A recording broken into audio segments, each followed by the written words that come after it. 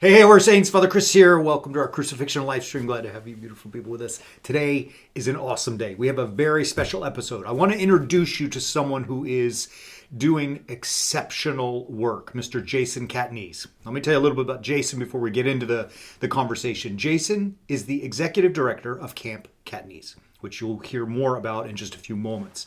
He is doing exceptional work to help young people who may have never ever even thought about going to college actually go to college. He's doing marvelous work. I'm super proud of him. This ministry we just wanted to share it with you. And so I welcome and introduce you to my friend, Jason Catanese. How are you? I'm well. How are you? I'm great. I'm so glad you came. Glad you have you with us. I'm so excited to be here. So, perhaps many of us already know you and what you're doing. It's exploding. But let's just assume for the conversation that we're introducing you to, new faces. Tell us about you. I mean, first, how about this? You're in Arizona. You're not from here. How'd you get here? What's that story? Yeah, so I am a teacher, and I originally was not going to be a teacher. So I grew up in Pennsylvania, grew up in Johnstown, Pennsylvania. Nice. So a product of St. Mary's, Johnstown. And I went to college in Chicago, and whenever I was in college, my whole degree was in political science and international studies. And the summer before my senior year of college, I did an internship in DC. Thought I was going to go into politics because I thought that that's how you make a difference in the world.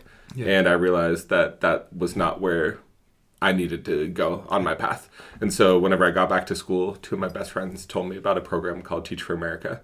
And I applied, I got in, and Teach for America put me here in Phoenix. So what is that? Sorry, just to help, what is Teach for America? So Teach for America is a program that's based off the Peace Corps, where you do 2 years teaching in the inner city. And so they place you all over the country. And my assignment was here in Phoenix. Got it. And that was 2 years ago? No. So I was supposed to do it for 2 years, and this is my 15th year teaching. Yeah, it's amazing. Yeah. So in that experience, I mean, what was it like in the school? It's Pueblo, is that right? Yeah, Pueblo del Sol. Whenever I first walked into that school, I saw that the kids were extremely brilliant, extremely passionate, but their circumstances might have been what was preventing them from that next level. And so I knew within the first day, the first week, the first month that it wasn't going to be something I was there for just my 2 years. Yeah. It was something where these kids were extremely special, and I wanted to play a small part in helping them to realize what they were capable of. Yeah, I love that. Obviously, I love it. But as much as you were able and comfortable, what were some of the exigent circumstances that were prohibiting these kids?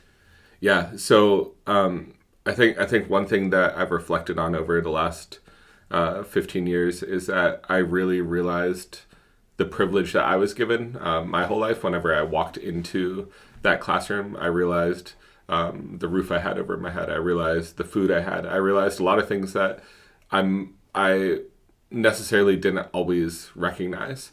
And I think one of the first things that really stood out to me that first year was that our school is the worst in terms of math for the whole district, and we really wanted to turn things around, and we were placing a large emphasis on math and English, because if our school didn't turn around that first year, it was going to get shut down by the state. Really? And it was really intense for the kids, because so much of their learning was now accredited to a test that was going to happen at the end of the year. So whenever I walked into my classroom the first day, I told them, we're going to be the best math class in the district by the end of this year if you work hard, if you put in all this effort. And the kids were they wanted to believe me, but they couldn't, because just everything around them told them that they couldn't. Yeah. And week after week, month after month, I saw kids come in at lunch. I saw kids stay after school. I saw kids come in on Saturdays. They were getting better and better and better. And there was a student that was getting really close to me because I was coaching him in soccer and football, and he sort of made me realize too, there's so many things that you don't see. And by March, we had accomplished our goal. We took a diagnostic test, and we had gotten the best scores in the district, which was awesome, because there was 12 different schools. All of a sudden, our kids were achieving higher than all of them, Yeah. and I could see this confidence building. And so I knew we needed to have a party for them. Yeah. And I wanted to have a party, but we weren't allowed to have any class time that was not devoted towards learning. And so I told the kids we're going to have a school supplies party, and it's going to be like very undercover. And I told them we're going to have chocolate covered highlighters, strawberry highlighters, glazed highlighters. The kids are catching on, and the kids are like, "You're going to put chocolate on highlighters?" And I was like, "No." I was like, "Think about it." And then another kid was like, "He's talking about donuts." And they're like, "Okay." And whenever I brought those in, class after class, the same thing kept happening. Half the kids were eating their highlighter and half the kids weren't. First period, second period, third period. And when it got to my last class, that kid that was like really, really near and dear to me, I watched him very particularly because he took his donut after everyone else had gotten theirs. And he was protecting it. He didn't want a single sprinkle to go missing. He didn't want a dent at all in his donut. And all the kids left at the end of the day. It was the last period of the day. They're all running out, and middle school hallways are crazy, so he waited. And I asked him, I said, because I was curious, all these kids work so hard. He worked extremely hard for that. Why he didn't eat it? And with a big smile on his face, he said, "Today's my sister's birthday, and we didn't have enough money to buy her a cake." And he just said, "Thank you, Mr. Cat." And he walked off with a huge smile on his face, knowing that he was going to give this to his sister. And without going too far into his circumstances, he definitely could have eaten that. He was definitely a kid that was hungry. Yeah. And so when you ask about the circumstances, I really started to realize there were so many things I couldn't see. There were kids that their only meals were coming from school. Yes. I saw, over the last 15 years, I've saw students of mine get killed. Yeah. I've seen students of mine go to prison. I've seen students of mine like become homeless. Yeah. And so this is something that I was not in that world because my parents were able to give me a life that I didn't have to worry about all these things. Yeah. So, and thank God for that, because those beautiful people created you. What did that lead? So, with what you just told me, what did that? I mean, we're here really to talk about Camp Cat. What does it do to help that, and where did the idea come from, and where was it born? You know? So I was very lucky to go to Antiochian Village my whole life, and I think I was always sort of a camp kid. I always told my mom that she didn't love me in the summer because she just sent me to like 7 or 8 different camps. But I went to every single camp imaginable. And so whenever it came time for here in Phoenix, I saw my first student in high school. There was a couple of students from that first group that had asked for some help, and they were asking for some tutoring help. They were juniors at the time for pre-calc. And whenever they asked for help, my friend Erica David, who also I knew from Antiochian Village, came to help because she's much better at math than I am. Yeah. And at the end of the session, they were both really embarrassed to ask a question. It was 2 young men, and I said, "You guys can ask me anything." And the question was, "Have you heard of the ACT?" And I said, "The ACT." I was like, "Yes, I've heard of it." And they were like, "We're taking it on Monday. Is it important?"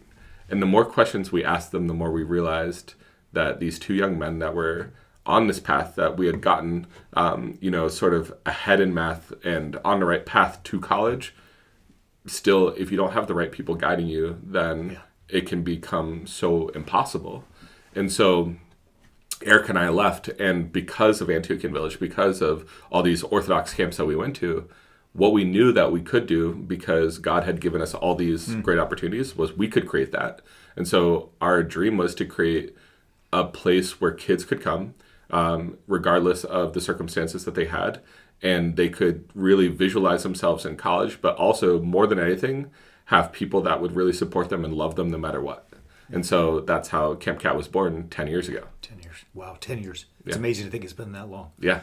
And yet it seems like it's longer. Yeah, So I asked you to come and be with us because I want you to talk about Camp Cat because, I mean, it inspired me. I mean, I remember we were with you for graduation this last year, and I've been before. I was inspired before. I don't know what about this year. I was like moved to tears, and I'm a crotchety old jerk who doesn't have emotion. And I was like, it's so beautiful, and I wanted to throw that to you, let you know that.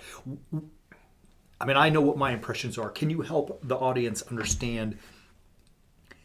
I think the defining moment, or at least a defining moment for you in creating this is, as you said, your experience at church camp. Mm-hmm. The question then is, what having used that as a model, what is Camp Cat doing for these kids? I mean, when they come there for this week, what's happening?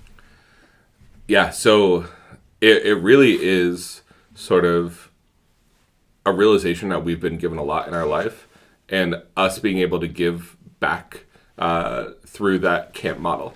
So in the morning, we have kids waking up, coming to breakfast, realizing that they're part of this big family. But then after breakfast, then they go to different classes and they realize I could be this major, or I could be this career, or I could learn this skill. So the whole morning, just like you would at Antiochian Village or Camp St. Nicholas or Camp St. Raphael, is morning program, which is a curriculum, but it's based on providing kids opportunity and hope. And all these kids, so all the kids that we serve, they don't pay anything to come to our camp. Yeah. They are kids that qualify for free lunch at school. So this is something that they couldn't afford otherwise. Right. And so when you think about the opportunities that they're getting in the morning, a lot of it is stuff that is not provided at all in the schools that they're going to. So if I may, are these kids who would not have otherwise necessarily had college on their radar?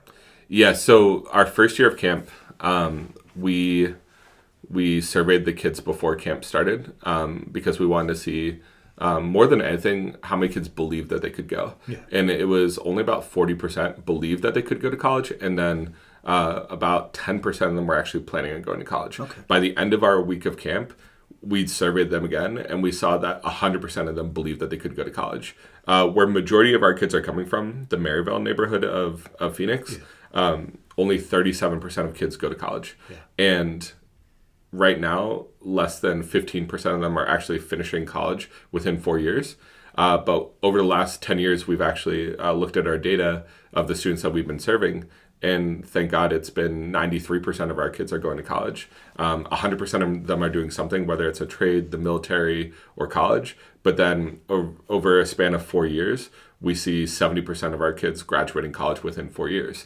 Yeah. So these are high numbers than not just our neighborhood, but the whole state. Yeah. And so it's really something that you can't tell me that God's not behind this, because I really think that all these things are working with God's love. Yeah, yeah, for sure. And you can see in that data the efficacy of what you're doing, which is why it's why I love it. I love you, but my support of this is beyond even my love for you personally. It's the business. And I think too, like, just to continue with the day, so like that's the morning. In the afternoon, we have sports and art and dance, and we have an Arabic cooking class that's led by people from our church, like Sandy Corey always comes, and I think that that's something that is just taken for granted, that we sometimes are like, oh yeah, sports, that's an everyday part of a teenager's life. But not if that kid has to babysit every single day to take care of his family. Not if that kid has to work. Not if that kid is worried about, other things. Yeah. And so that's so important for us that they get to be kids. Yeah. And then every night there's something great for evening program. I was evening program director at the Village for 2 years, so I'm a little biased. I love evening program, but my favorite evening program is the last night, which is graduation, where the kids stand up and kind of talk to the younger versions of themselves and say, you can do this too. Yeah. I loved it. I mean, I'm telling you, this one was, they were all great, but this one, it got me. Yeah, it's amazing. So just to kind of finish the data, in the 10 years, how many kids have gone through Camp Catanese? Maybe, comparing year 1 to year 10. For the last 10 years, we've worked with about 1,650 kids. I mean, that's ridiculous in a beautiful way. I mean, it's 165 kids a year. Mm-hmm. Well, I mean, I'm sure some more than that. Yeah. How many this last year? This last year at summer camp, we had 404 kids. And this was our first year that it grew to multiple sessions of camp. Yeah. So you didn't just do 1 week. You did 2 1-week sessions. We did 2 1-week sessions, and then we did a third week that was an engineering week. Yeah. Greg got to drive the vans, so it was great. You haven't run a racetrack. You did drive around a racetrack. You are the racetrack. That's fun. You are speedy. I love it. I mean, obviously, all teasing aside, I mean, but what's crazy about that too is that last year we had 232 kids. So this year 404, last year 232, and they sign up in person. So their families come. Yeah. It's like waiting in line for Disneyland, and 232 spots were filled in 6 hours. Yeah. And so we had 150 kids on a wait list. So this year we knew that we had to have at least, 150 more spots. And then 404 spots were filled within, it was crazy, 4.5 hours. Yeah. And another 150 kids on the wait list. Yeah. And so the best marketing that we have for this is that the families are talking to each other and saying, this is helping my son, this is helping my daughter. And so this can also help your family. And then you have to get out. I mean, you and your team have to get out there and procure the funding to handle this. Yeah, God bless you guys. Yeah, it's. I mean, that's a monumental effort, I'm sure, in and of itself. In doing all this, I'm sure that you have come across a million challenges. I mean, is there any one or two that pop out that you could share with us? Like, this came and we got through it by doing X or Y or Z. Yeah. So actually, the first year we didn't have a space, and I think it just goes to show you that you always got to ask questions. You always got to reach out to people. And we ended up reaching out to one of our first ever donors and supporters. And we asked him if he knew anyone at ASU. And he said, just send me an email. And within 24 hours, ASU had gotten back to us and said, we have dorms for you. We have food for you. Yeah. And, we were striking out before that, but we were trying to do it all ourselves. And I think it really taught us that, it's good to ask questions. It's good to reach out because especially I'm just a teacher trying to do good things in the world. Right. But using sort of this message of like together, this community, we can do this and really impact a whole group of kids, a whole group of families. A lot of people want to be a part of that. Yeah, for sure. You could see it. I mean, I'm biased. I'm a man of faith, as are you. How has your faith guided or helped you on this whole journey, this process? Yeah, I mean, we wouldn't be here without God, first and foremost. And I think that every single thing that we're doing is because we were given those things in our lives. Yeah. And so I've realized over the last, 10 years that God has really blessed my life. And it's a blessing to be able to do this work. Yeah. And I think this last year was actually a really, really, I think, cool example of God working through everything. We had 2 young men that applied from Little Falls, New Jersey to be counselors, and they both wanted to teach a CPR class.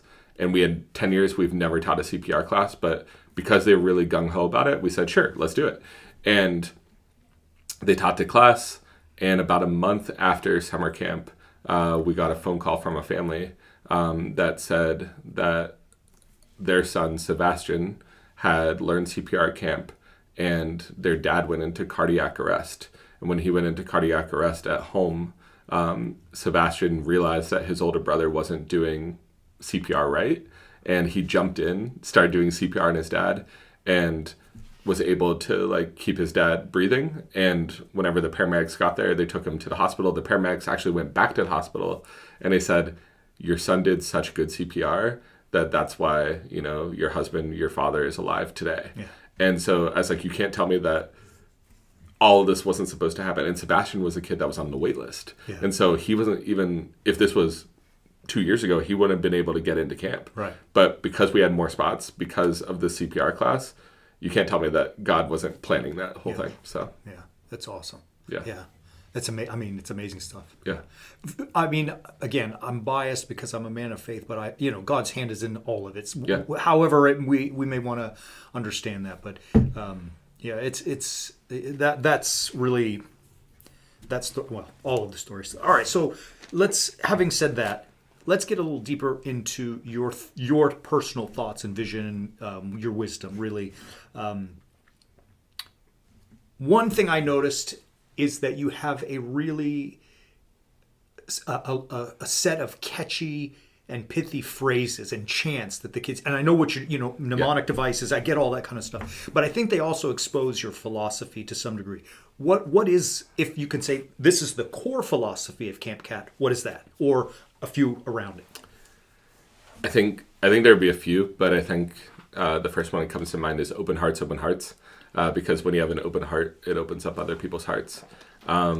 And that's one of the phrases that, we'll say, and then the kids repeat it back, open hearts, for them to remember that it's more important in life to to greet people with kindness, greet people with love, and then also to greet yourself with love. We say take care of your mind, and your mind will take care of you, because your education is so important. Yeah. But if you really take care of this, you're gonna be able to do anything. It's not about the obligation; it's about the opportunity. And so, not viewing things as obligations. So many of us do that every single day. Oh, I have to do this versus I get to do this. Yeah. And so, I think when you kind of tie all those things together, then we're setting our kids up for, even if there's roadblocks. And I always think about, like, if something happened in my life, like, I'd have my mom, my dad to be able to kind of guide me through things and to get me to not give up. But so many of our kids, like, something might happen and they immediately might want to give up because there's just so many things in front of them that are stopping them from achieving their goals. And so it's really important that they have that belief that they can keep going, and it's going to be okay. Yeah.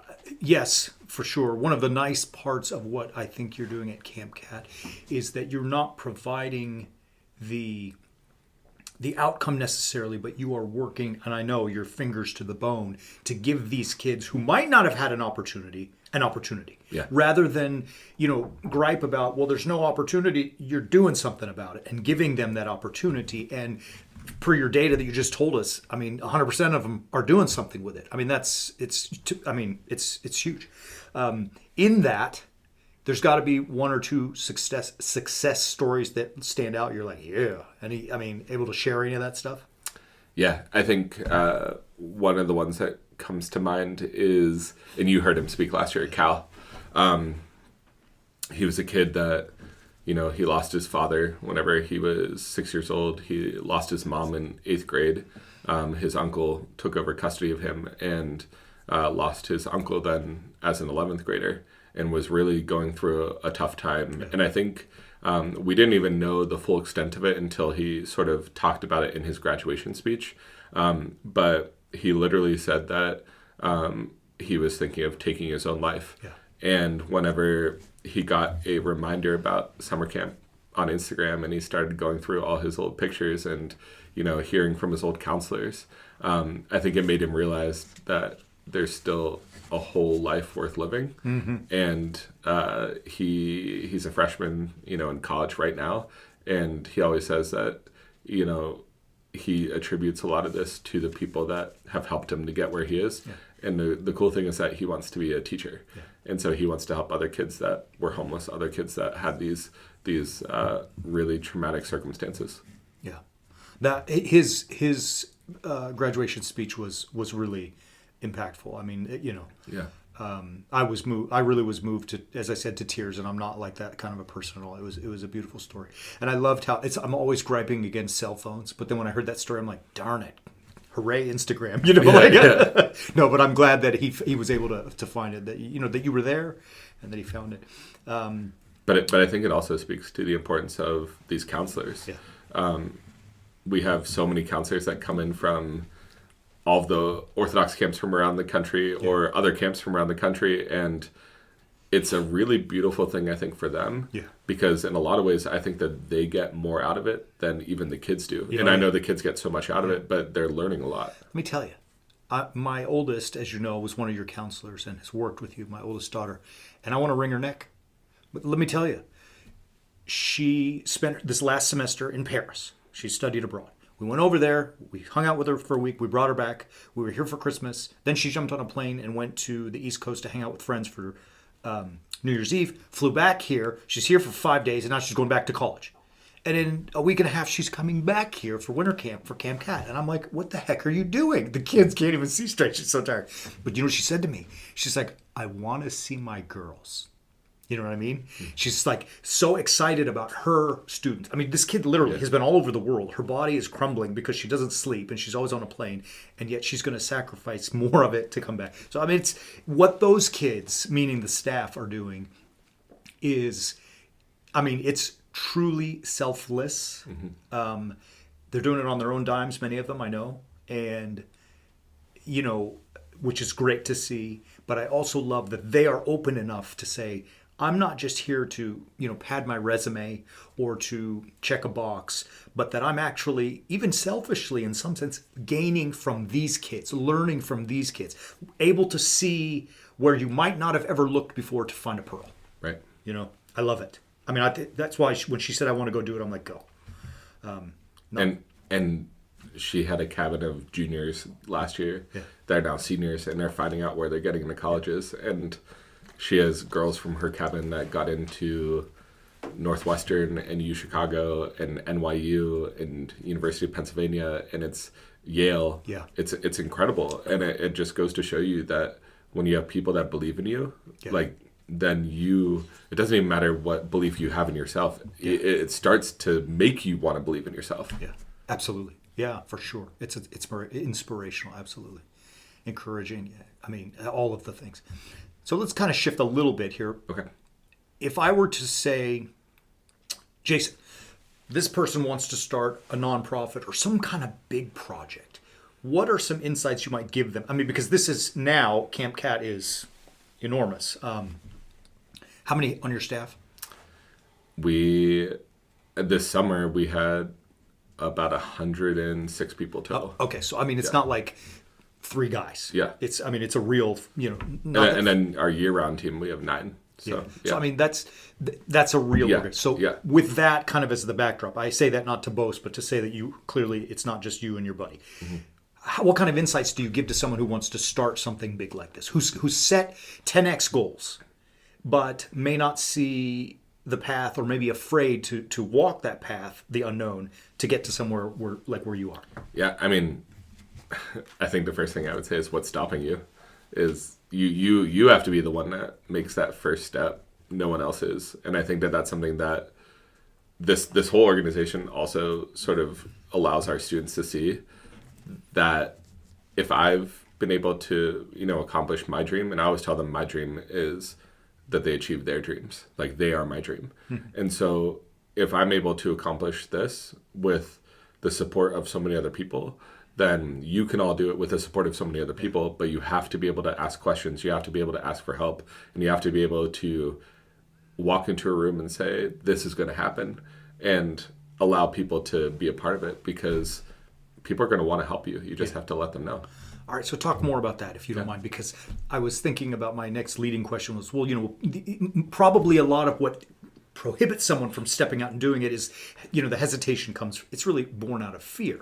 Yeah. Well, and you just, before I even got to ask the question, you were able to address it. So then, with that being said, how do you said it like more eloquently than I can repeat, but to be looking for people because people want to help you, and it's almost like, in some sense, people are chomping at the bits to contribute to good work, to real good work, not something that is fluffy good work.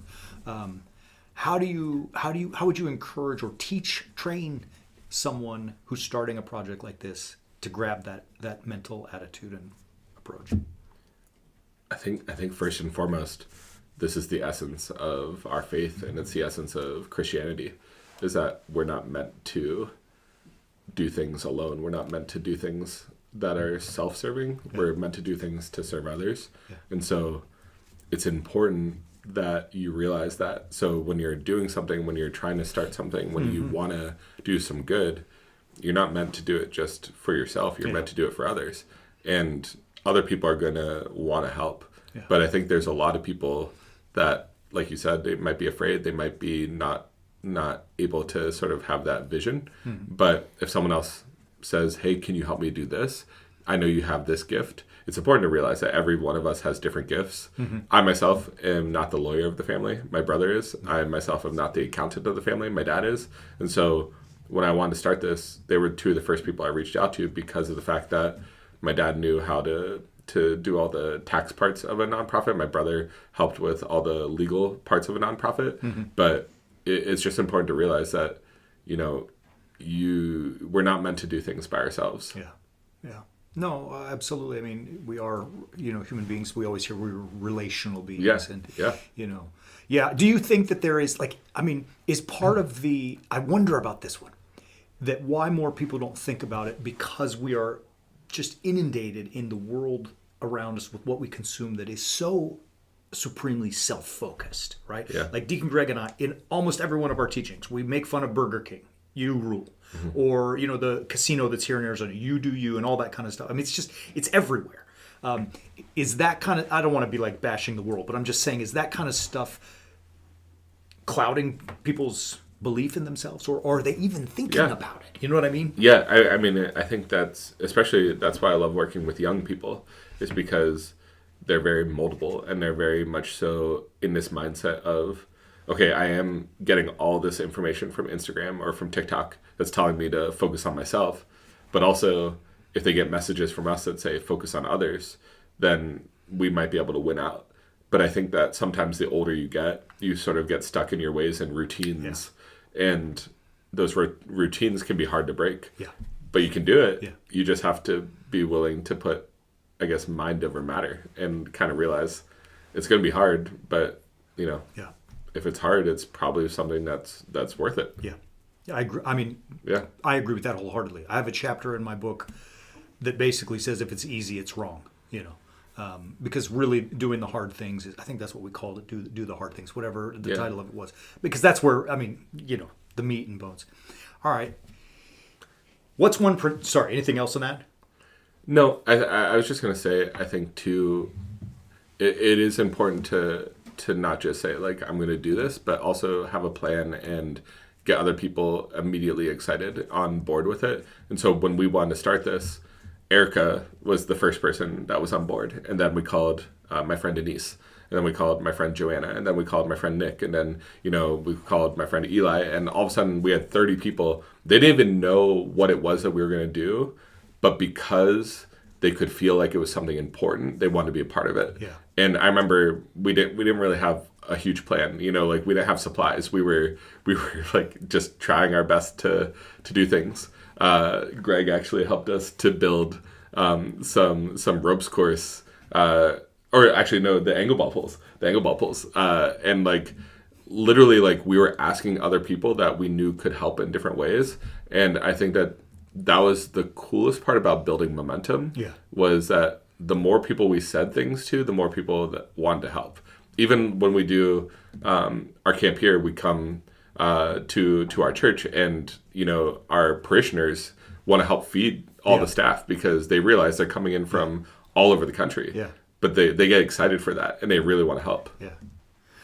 So my next question was tell us one principle that you have, that you've followed that anyone listening can apply. Let's just skip the question, and I'm going to ask specifically.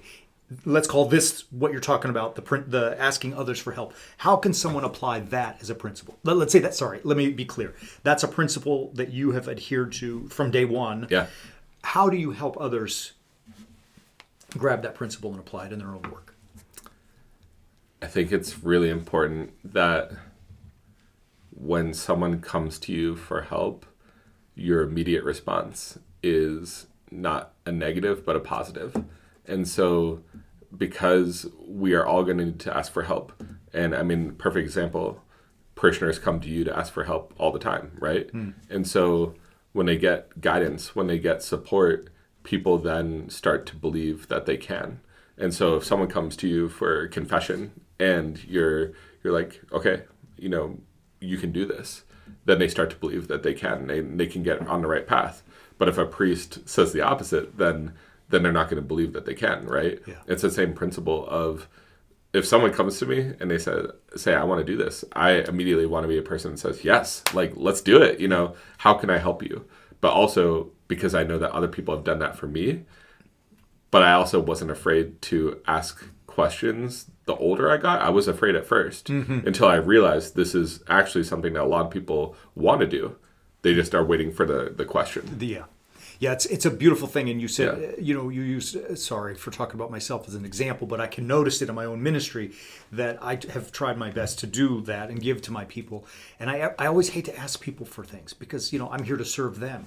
But I've noticed that when I do, they're like chomping at the bits. Yeah. And it's not just reciprocity, but it's that, I mean, I'm sure that's part of it, but it's also that I think people's hearts want to serve. And sometimes we just need a very specific, clear request.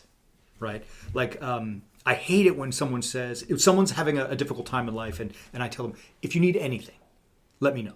That doesn't mean anything, right? What does that even mean if you need anything? Like, but if I can say something specific, Jason, at Camp Cat, you're going to do summer camp. Can I build you angle ball poles? That's clear, and you know what I mean. So like that kind of clarity when requested like that seems to be a lot more received a lot better. Right. Yeah. So what? So with all of that being said, and another example too, I think you were one of the first people we reached out to for help with even designing kind of a structure for a camp, like the handbook and things like that.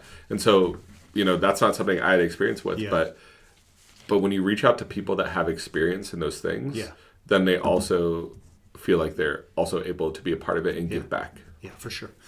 To this point, I learned in a great book I read, it's called 10X is Easier Than 2X. I think that's what the title is. But he talks about in one chapter about who, not how.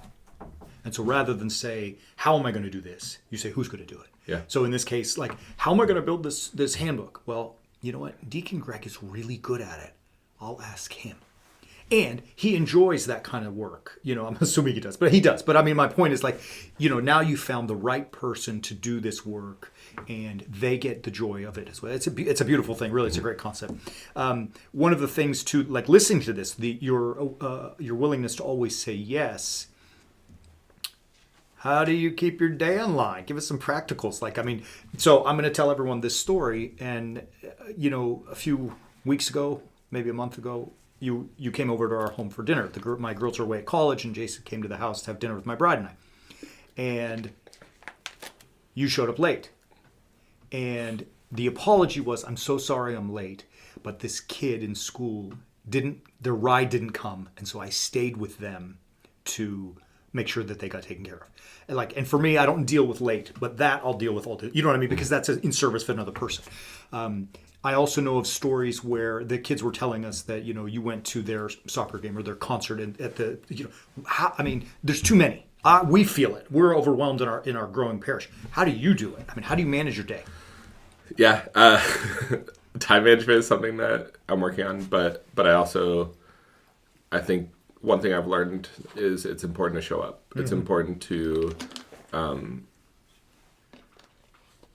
think something that, I think in a sermon that you said many years ago, but you are where you stand.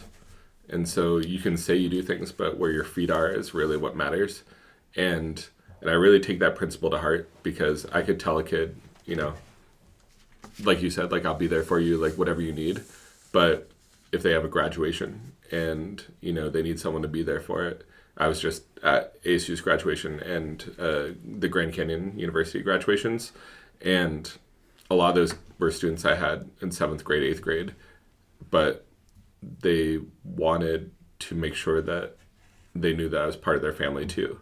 And so because of that, that's important for me to be there. Yeah, absolutely. So I think that kind of prioritizing what's important and prioritizing, which I'm not always the best at, but realizing too that every day is a chance to give something to others. Yeah. Must have been a lot of sacrifice of your own to do that kind of stuff. Yeah. And as we say in the academy all the time, life is about being crucifixional, which is the sacrifice of self for the sake of other. That's all we're emulating Jesus Christ in that. So it's to that, to that point, forgive me, but you're doing a fabulous job. I don't know how you do all that you do. So well, to go back to, I was supposed to do this for 2 years, and then when my mom came to my classroom, she wanted me to come back home to Pennsylvania. But when she came to my classroom and saw how happy the kids were and how happy I was, she said, "You're meant to be here." Yeah. And I remember whenever I got into Teach for America, my mom asked me, she said, "Why do you want to do this?" And I said, "It's going to be the most important thing I ever do." Yeah. And I really believe that. Yeah, I do too. I really do too. Yeah. Anything else you want to add on this, in this vein, about philosophy or strategy, any of that kind of insight before we shift? I think just when you're thinking about who you're helping and people that need support, because there's always people that need support, I think that if students come to us from really strong, healthy, functioning families, then it makes our job easier. But if they don't come to us from those really healthy, strong, functioning families, it makes our job more important. And we have a lot of students that are coming to us where they don't have those basic necessities. But if we can help with those basic necessities, so every single time a kid comes to one of our programs, we're giving them pillows and blankets and towels, particularly because the first year of camp, all my friends from Antiochian Village, how it works at AV is, the counselors are all of a sudden, taking your luggage to the cabins. And when our kids were showing up, they're like, where's all their luggage? They're showing up with trash bags and Walmart bags. And I said, if you really want to know, ask them. But whatever they say is going to really impact how you view the world. And a lot of the kids, they were kind of shocked that the counselors were asking them, because they said, well, I have a pillow or I have a blanket. And then the other kids were like, well, I can share my blanket with you. And they're pushing beds together. And a lot of kids were saying, well, at home I sleep on the floor, at home I sleep on the couch, or my family has one bed and we all sleep in it. So why would I take the pillows and blankets? Like, they were more concerned about their family members. And so when my friends started to hear those things, I think they realized that it makes our job more important. Yeah, totally. Absolutely. Yeah. I like how you said that too. It's easier. And then you would assume that when they're coming from well-adjusted families, and you would assume therefore the converse is true, that when they come from or families that are not as well-adjusted, that it would be harder. Yeah. But you didn't say that. You said it's more important. But that, I think, even that look, that approach that you have exposes what you're doing, because you're not looking at it as good or bad or evil. It's more important. So with that, let's shift. If someone out there listening is wanting to do something big in their life, you said a minute ago that you told your mom what you're doing is the most important thing you will ever do in your life. Let's say someone's ready to embark on that in their own lives. What do you say? I say you have to be the first person to take the first step. And kind of like what I said before, and, very badly quoting one of your old sermons, but you are where you stand, And if you say you want to do something, there's a difference between words and actions. Yeah. You got to do it. Yeah, for sure. It does me great honor to hear, repeat something that I said, so I appreciate it. But the point I was making when I said that is, I know where, people say, like, Jesus is in my heart.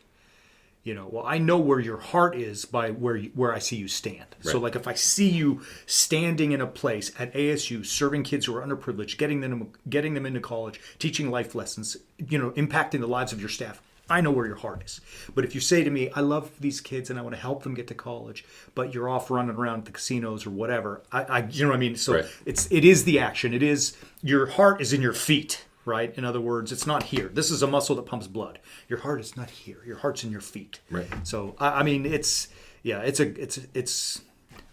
you said it. But if you want to start a new diet and workout routine, right? Words are saying it, but then your feet actually going to the gym, or your feet actually preparing the meals that are going to help you along the way, like, that's going to be the difference. Yeah. And so it really is important, the action. Yeah. Yeah, for sure. That's what gets it done. I know. We all know it, and I think it also helps establish a purpose that, when we have it's so important that people have purpose in life. I see a lot of young people, young men and women, and older men and women who feel a lack of their sense of purpose. And there's an element of being lost in that. And so chasing that purpose is so important. And here's my thing, it's waiting for inspiration. We need to be inspired and motivated, but if we wait, it'll never really come. I notice that once you get into action, the inspiration follows. Rarely do I go outside on my run and I'm like, I can't wait to go. But by the time I get a third of the mile into the first mile, the blood's flowing and I'm like, let's go, baby. Now the motivation has come. So I found that the action produces and ultimately leads us to the purpose. So with that being said, what's the greatest reward you have seen in your own life or elsewhere in you chasing your purpose? That's a good question. I think seeing students find their purpose, I think that has been the greatest reward. I've seen students of mine become teachers, which I think is really cool. But more importantly, I see students that are taking care of their families. wanting to give back to the people that gave them so much. And so getting to see that has been really, really a blessing and really purposeful. Yeah. Yeah, it's beautiful. All right. As we get closer to the end, I'm going to tell you in a few moments just one of the very small things that the Warrior Saints Academy is going to do, whatever little we can. But before that, I'm sure that anyone with a heart out there listening to this is moved, as we all have been with Camp Cat. How can they connect? I mean, is there a way that we can help or support? I think we're going to throw all your socials and we'll have all that stuff on the screen and in the descriptions. But is there anything else, like, if how can we help?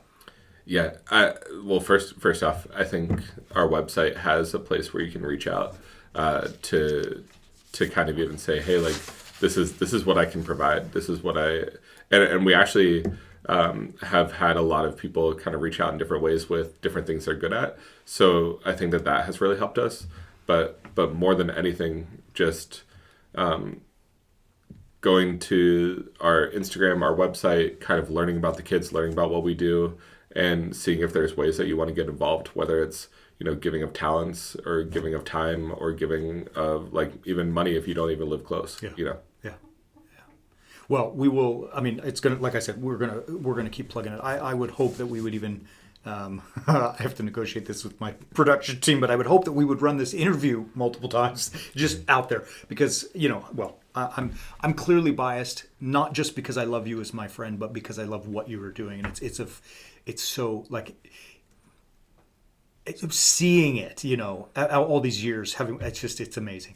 And so I did want to tell you this, and I'm saying it publicly we've been talking internally as a team, and we've decided, and I want you guys to hear this because you will have a part to play in this, that anyone who is listening and subscribes to the Academy, in other words, begins to study Scripture and work on a 6-part battle plan with us, we are going to take at least, we're still negotiating, but we decided at least 10% of all of those proceeds, and we're going to give them as our gift to Camp Cat with the specific hope of sending a kid to college. In other words, giving a scholarship, basically. So, and our hope was that if our Warrior Saints out there are ready to go and start subscribing, I said 1 kid or 100. I mean, whatever, as much as we can, we want to give. And look, if it's a lot or a little, it's coming from us because we believe in what you're doing, and it's just a way to say thank you. Thank you for doing it all. That means so much, because these kids, like, even more than anything, it's more so that there's a group of people that believe in them. Yeah. And so, thank God. I would say this. I'm going to ask you this last question. And what's one message you would throw out to the Warrior Saints? But before you do that, I want to inject my thought. And I think that probably the most powerful thing that I've gleaned from you in this conversation is that it really is important to you to make sure that others know that someone believes in them. And the more, I guess I've known that. I mean, I know it, and I believe in my people. I try to encourage all of it, and I've seen it in action at Camp Cat. But somehow, the way you said it today, it became more. I don't know. Maybe I internalized it in a more palpable way today. But I want to say to you, beautiful people, I mean, like, that idea of helping others know that someone trusts that they can do it and believes in them and is going to encourage and all the rest. That's huge. So anyways, that's my takeaway. Is there anything you want to give as a final takeaway? I just think that what I've learned over the last 10 years is that there's so many things that we don't see. And it's so important to show kids and show people, show our friends, our family, strangers, how much they are seen, they are heard, they are loved. And that's an easy thing to do every single day. Yeah. Don't just walk past someone. Make sure that you take time to make them feel loved and encouraged. Yeah, I love it. Your open hearts. Open hearts. Yeah, for sure. I love it. So, beautiful people, a couple of things as we conclude. I'm going to give you the website here in just a moment for Camp Catanese. But if you are ready in 2026 to crush your goals, and I'm talking about physical health, about fitness, about financial well-being, your relationships, ultimately your understanding of God's word and his commandments that you can live in your life, and the purpose that you have, you may not even be aware of it yet, but if you're looking to crush your goals in 2026, visit our website. Go to warriorsaints.org. It's right there. You can see it. And subscribe for the 6-part battle plan. It's really it's our best effort in life thus far to help us on the way so that we might become, strong, powerful leaders like Jason. I mean, we brought him here to help expose it, but also for you to see someone who's doing the business out there as an inspiration. So let us help. Grab it, get it, do it. All right, love you. We'll be back on Sunday for Orthodox and Liturgy at 9 and 10 as usual, and we'll be back with more live streams. But I'm going to end with this. And Deacon Greg, it may already be up. If it is, forgive me, but campcatanese.com, campcatanese.com. And it's the same Camp Catanese and Instagram, their handle. So check it out. Support them. If you want, you can help with the Warrior Saints Academy. We are supporting them. So anything that anytime you subscribe, it's already going right to them. Love you. Thank you. We'll do this again. God bless you guys. Have a great weekend. And as always, keep walking on the way of the Warrior Saint.